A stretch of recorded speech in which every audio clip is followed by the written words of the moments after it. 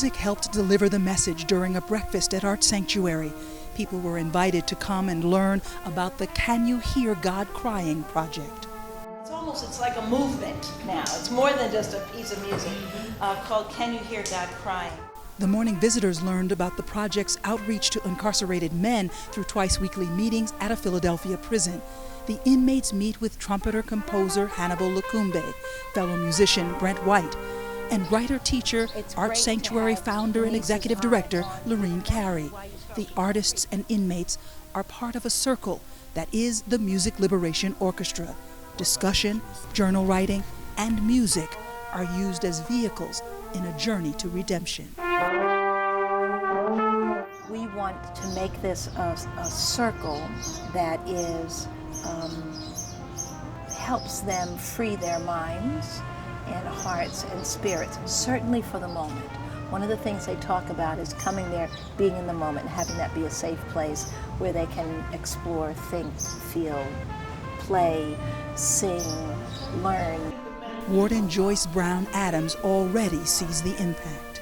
The men sometimes have a more difficult time expressing, what's happened to them, even some of the things that have happened to them, as children. So I wanted to thank you because it has given those men that I work with an opportunity to really let go of some of it and begin the healing process in a way that's entirely different than we've ever offered before. It convinces the brothers of what they need most of all, and that is to know they are valuable, they have value. Stephen Blackburn co-founded Ex-Offenders for Community Development. He knows the work it takes to connect former inmates to the value of their own lives. He told the breakfast crowd he spent 16 years of a life sentence in prison before the sentence was commuted and he was released. I graduated from Temple when I got out, but when people asked me, where'd you go to college? I said, Penn State, State Penn. He applauds the Music Liberation Orchestra's use of art to connect with inmates. While I was there, I was the president of Life is Incorporated, and one of our major initiatives was to bring arts, culture into the prison. Art works. It works. It helps to heal our folks. It helps to lighten our young people, bring us really where we're supposed to be as human beings.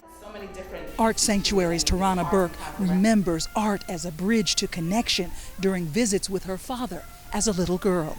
Just as people were talking, I was just thinking about when my father was in prison when I was young, and I remember we had one day we would go in and do arts with them, and we would make these, some glass, paper mache type thing. But it was the only time when you went to see him when he didn't have to wear the uniform, and we had our own time, and it allowed me as a child to see him not just as my father. Music is Hannibal and Brent's primary artistic tool. The only thing that I have to give is I spent a lot of time playing this music, and I get in there and I play, and just play my heart out. When I'm there, it's a real honest place to play. You can't fake it in there. You start faking it, they'll sniff you out. Hannibal believes in music's power, its power to speak, to hear, to heal. Music was liberating for Hannibal along his journey to redemption. In the morning, the divine sings through the crows and through the wind in the pine.